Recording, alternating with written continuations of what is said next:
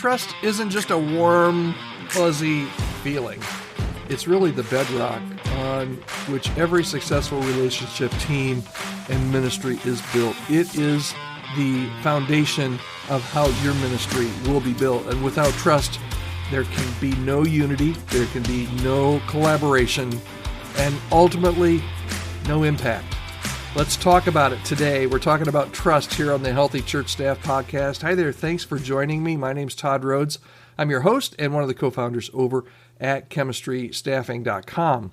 Here's the hard truth, though. Many churches today are facing a trust crisis. According to some recent studies, a significant number of churchgoers harbor doubts about their leaders' integrity and about their competence and about their transparency. These are churchgoers feeling this way about their church leadership. And it's this erosion of trust that can have devastating consequences that lead to conflict and disengagement and decline. But what's causing this? What's causing this trust deficit? There are quite a few factors at play, but some of the most common culprits are, I'll name a few here, moral failures. Man, as the date that I am recording this, pastors are dropping like flies. Can I say that? When leaders fall short ethically or morally, it absolutely shatters the trust of those they lead. It puts the church in turmoil. And man, I hate to see that. I hope to do some podcasts on that and some of my thoughts on that in the near future. But moral failures absolutely erode the trust. It will erode the trust of your church for years, for decades. We were just working with a church not too long ago they're still dealing with a moral failure that happened in the 1980s. I know you think it doesn't have. It does. There are people in your church that something that happened 20, 30, 40 years ago, they still have trust issues with church leadership because they were burned. So moral failures is absolutely one of the things that erodes trust. Another one is financial mismanagement. Misuse of church funds, lack of transparency can quickly erode trust. And in that lack of transparency, the need for things to be confidential, the need for budgets not to be shared, those kind of things that happen a lot of times in churches produce people that just wonder what's going on if there's not a lack of transparency there. So moral failures, financial mismanagement, lack of communication, when leaders fail to communicate openly and honestly, when it feels like they're hiding something or they're not telling the whole truth, it does breed suspicion and speculation. Another one is broken promises. When leaders fail to follow through on their commitments, when they get up and say, and I've seen this happen a lot of times, hey, this is what we're doing, this is the direction we're going, this is what we're going to do in the next 6 months, and then it never happens. And it was just like a big kind of cheerleading moment to get everybody on board, but nothing ever changes. Those kind of things damage the credibility and undermine trust in a congregation and in a church. And then finally, autocratic leadership. When leaders make decisions without any input or without any accountability, it creates a culture of distrust and resentment. All right, so that's the bad side. Let's flip the coin over. There is good news, and that is that trust can be rebuilt. It's not as many things that I talk about here on the podcast. It's not a flip of the switch. It does take time and effort, and most importantly, it takes a genuine commitment to change, but it's possible. It's possible to restore trust and create a healthier and more vibrant church culture. But how do you do that? Here's some key steps.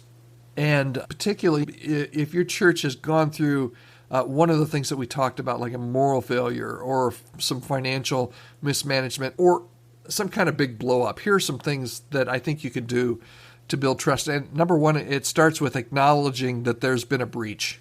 There's been a breach of trust. Don't try and sweep it under the rug. Don't try to pretend it didn't happen. If you or your leadership has made mistakes, your church has made mistakes, you got to own up to them and apologize. Sincerely apologize. Take responsibility for your actions. The acknowledgement of the breach of trust is huge, and you'll never move on to step 2 unless you've first apologized and done in a way that not only is sincere but believable. Number 2, communicate openly and transparently. Share information honestly and proactively, which is going to be really difficult if you've not done that in the past. Be honest, be proactive, explain your decisions, be an open book, answer questions, address concerns directly.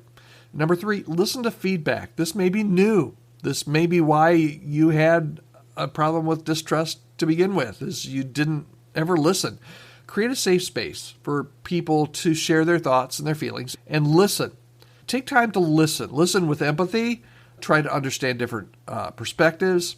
But listening to feedback is going to be huge in building a foundation of trust in your church and in your ministry. Number 4, take some action. Don't just talk about change.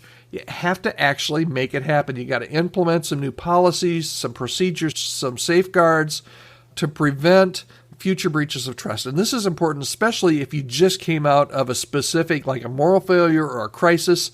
Take some actions. I like to say, do an autopsy on what just happened and what can we learn so that it never, ever happens again. And that's where you put in new policies and procedures and safeguards to make sure that those breaches of trust that just happened don't happen in the future. And then the last thing I want to tell you is be patient, but persistent. Rebuilding trust takes time. It doesn't happen overnight. So don't get discouraged if you don't see immediate results. Like I said, the impacts of moral failure or some kind of big area of mistrust can take years, not days or months, years, maybe even decades to completely heal. So keep communicating, keep listening, keep demonstrating your commitment to integrity and accountability. Okay, here's the bottom line. And I think this, trust is the foundation of effective church leadership. And when trust is broken, when your trust is broken, when you've broken the trust, or your church has broken the trust, it can have devastating consequences. But by acknowledging the breach, by communicating openly and listening to feedback, by taking action, you can rebuild that trust and create a stronger, healthier church community. But it's going to take some time. It's going to take time. And it's going to take some commitment from you and from your team. If you're facing a trust crisis in your church or you want to proactively build a culture of trust, I encourage you to check out my article on this topic at thechemistrystaffing.com blog. And as always, if you need any further guidance or support, don't hesitate to reach out to me. I read every email and try and reach out to everyone that emails me at podcast@chemistrystaffing.com. I'm here to help you however I can, and we here at Chemistry are as well, to navigate the challenges of leadership and to help you build a church that really thrives on trust. Remember, trust is, it's a precious commodity, and once it's lost, it's hard to regain. So guard it carefully, nurture it intentionally, and build your life and your ministry on a foundation of trust that will stand the test of time. All right. Hope this has been helpful for you here today. We will be back tomorrow here on the Healthy Church Staff Podcast. Hope you'll join us.